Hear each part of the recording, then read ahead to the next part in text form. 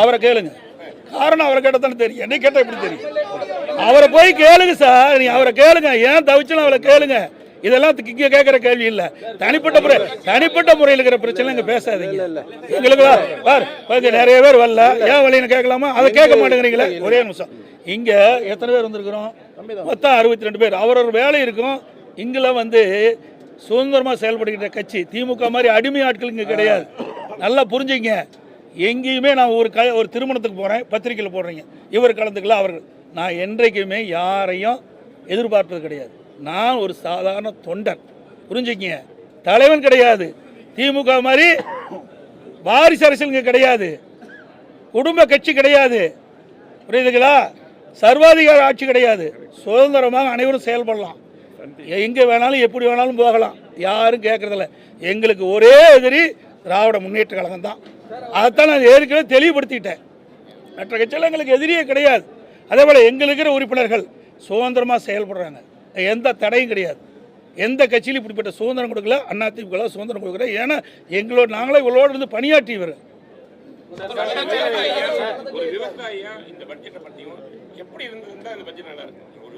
Sir, இது விவசாயிகளை ஏமாற்றுவதற்காக திராவிட முன்னேற்ற கழகம் வேளாண் பட்ஜெட் என்ற ஒரு நாடகத்தை அரங்கேற்றியது.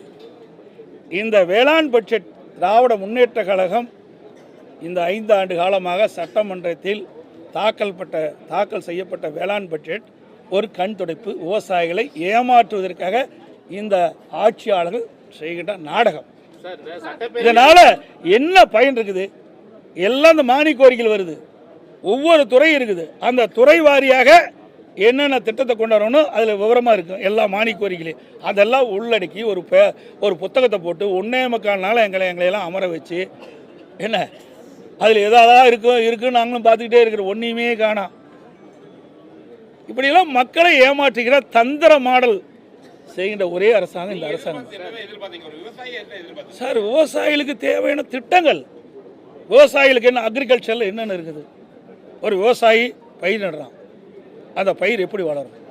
அந்த பயிர் விளைச்சல் கொடுக்கும். விளைச்சல் கொடுக்கும்போது அந்த விளைபொருளுக்கு தேவையான விலை நிர்ணயம் செய்ய வேணும்.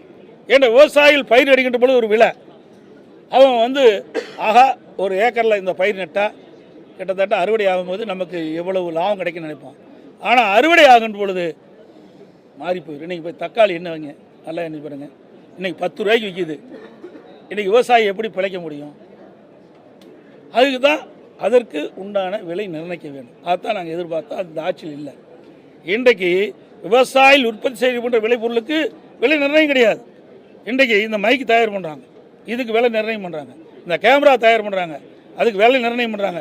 இந்த சட்டை தயார் பண்ணுறாங்க, இந்த சட்டைக்கு விலை நிர்ணயம் பண்ணுறாங்க.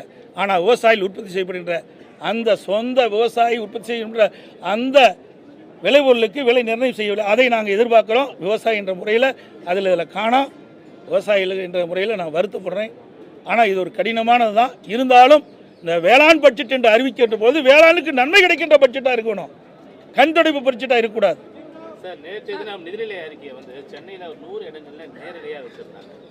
தமிழ்நாடு பூரா 950 இடத்துல வச்சாங்க. ஆனால் அந்த எல்இடியில் திரு சீமான் அவர்கள் பேசுறது தான் தெளிவாக வந்திருக்குது. அதைத்தான் மக்கள் பார்த்து ரசிச்சிருக்கிறாங்க, பட்ஜெட்டை பார்த்து ரசிக்கல. அனைவருக்கும் நன்றி, வணக்கம்.